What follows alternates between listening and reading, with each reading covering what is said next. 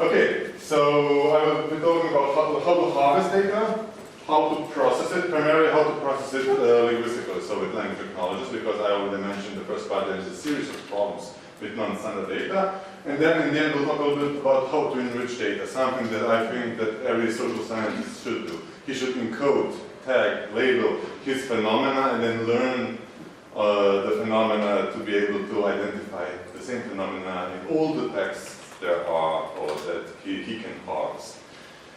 Okay, so let's start with harvesting. Of course, how do we harvest via APIs?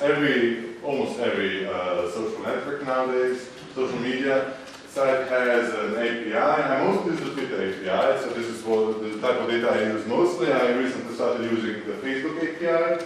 Both of them are very well documented. They have mostly Python bindings, so if you are good with Python, it's very easy to use them. I mean, you need to know how to program with Python, but that's as far as you have to go if you want to do anything. But given that there are many people who don't know how to program, people write tools that enable those people who don't have the programming knowledge to get the data and process the data without programming knowledge. We have seen some very nice examples today in the morning how to get at least some amount of data without doing any command line interface stuff. I won't be showing that because actually I prefer going the way of the command line interface, so giving people scripts, Python scripts, that they can rather easily use. And the good side, the benefit from this approach is that you can easily harvest a lot of data and you can save it locally to your machine in a rather human readable format. You can then analyze it, extract data that you need, etc. So we have developed two tools in the recent years, TweetCat and TweetGeo. So you know how Twitter is. On Twitter there's one Twitter sphere, so there's no organization to groups or domains or anything. There's just huge Twitter sphere. Of course there are hashtags that can help you localize specific phenomena, but they are not that useful, especially not for specific languages. So what we wanted to do is we wanted to start collecting Twitter data published on not minority languages, but low frequency languages, like Croatian. So there is Croatian being used on Twitter, Serbian, Slovene as well, but like it's below 1% of 1 promille of data that is published in these languages. Of course, Twitter has this slang attribute, if you're aware of it, but it's very inaccurate, actually. Researchers are not allowed to publish the results on the accuracy of the language attribute, but it's very low. Just to give an example, they identify the language of the tweet on the tweet level, not on the user level, which is a huge problem. I mean, this is why they have such bad predictions, because they want to predict the language based on 140 characters or less, which is a very complicated task. So what happens very frequently is that Romanian tweets get identified as being Italian. Of course, they are somehow connected because they are Romance languages, but this is really bad. In the West and South Slavic languages, it's very bad. Most of the stuff is being predicted as being Slovene, so this is not good enough. And there are many things that we want and that are predicted as undefined, so they have this label that they apply on all tweets where they're actually not sure what language is using these tweets. This is the undefined or undetermined category. Just to go back on machine learning, so do you have any idea how language identification is done nowadays? I already gave you the answer. Via machine learning, of course. So again, it's supervised classification. So you give a series of documents in each language to the computer. You say, okay, these documents are in Croatian, these documents are in Serbian. Let's say you want to discriminate between Croatian and Serbian. Then it learns on a representation how to discriminate between Croatian and Serbian, and for each new document it actually can say whether this is Croatian or Serbian. Of course, if you want to do general language identification, then you probably want to be aware of 100 or more languages. For instance, slang ID.5, this is something that was done by a very nice guy from Australia, from Melbourne. He has models for 100 languages, and this is mostly what all of us use. But if, for instance, you want to discriminate between Croatian and Serbian, we did some experiments on Twitter, and you can get up to 95% accuracy although those two languages, standard language variants, are very close to each other, you can discriminate them. If you have enough data to learn the difference of the languages on. Okay, so TweetCat has a simple idea, which goes back to an old tool called Bootcat, and the idea is, okay, I want some specific content from an ocean of data. How can I get it? Simply, I just identify terms that are specific for that content I want to have. In our case, it's language that we are interested in, so a specific language.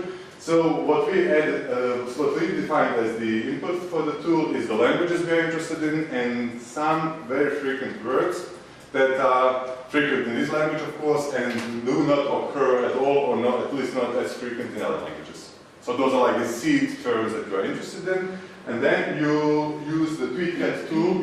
This is the only input you give it, and then you run it for some time. For instance, for Slovene on one side and Croatian and Serbian on the other side, we run TweetCat since June 2013, so we collect data throughout this period of time. This is why for Slovene we have a few tens of millions of tweets, for Croatian and Serbian we have a few hundreds of millions of tweets, which is a lot of data. But this is the only way of getting the data. Okay, you can buy data from Twitter, you can buy historic data from Twitter, but if you want to have data for free, through the free API, you are supposed to collect data through time.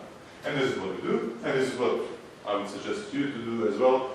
It depends on how frequent the phenomenon is you're interested in. So the phenomenon of tweeting in Croatian is not that infrequent, but we want as much data as possible. So we collect it throughout time. We call this monitor corpora. So corpora that are collected through time, and because by that we get a lot of data, and we also get the diachronic dimension of language. So what happens with language through time? For now we have 3 years, but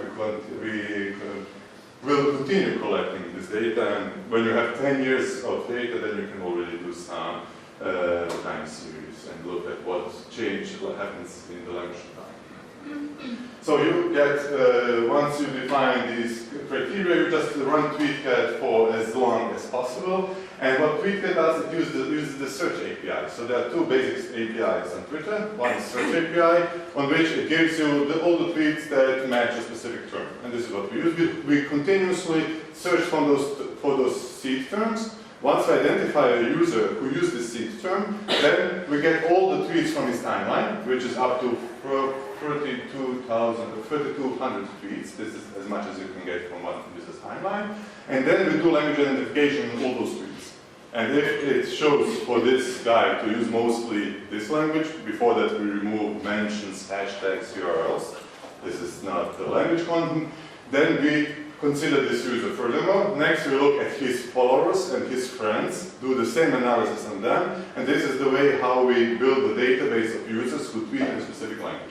And this can be, for instance, a very small language spoken by a few million or a few thousand people.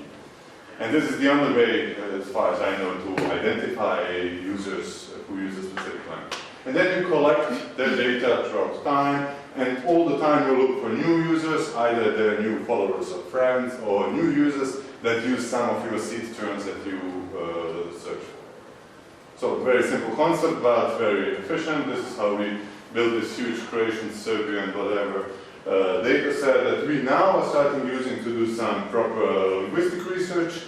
So we are identifying parts of those tweets that are even geoencoded. So some, roughly 10% of all the tweets are geoencoded. This depends on the language and on the domain. In some cultures, people are more prone to geo-encoding of the data, in some less. So this is what we do right now with the data. We analyze actually the variation in language across space. So you probably know also our American friends that the language question around here is quite complicated and people have different claims, but what we are interested primarily in is looking at what really happens with language when people use it on social media.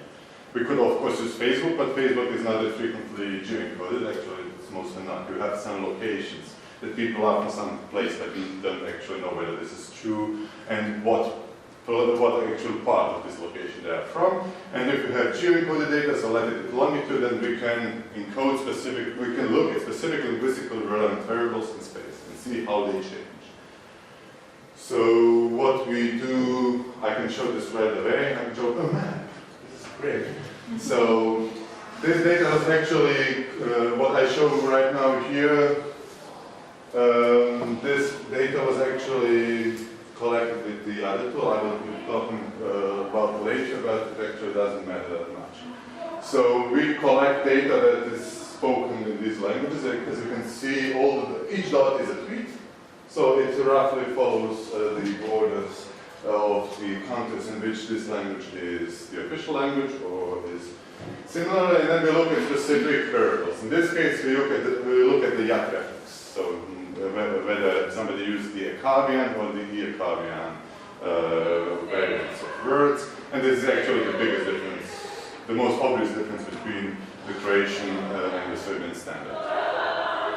Red is Akavian, blue is the Akavian. So here you can see a few trends that are relevant for social media. First of all, social media is used more or less from country to country. First of all, in Serbia. So this is actually all data that was collected inside just half a year. This is not all the data we have. First of all, what we can observe here is that in Serbia, obviously, Twitter is much more popular than in Croatia.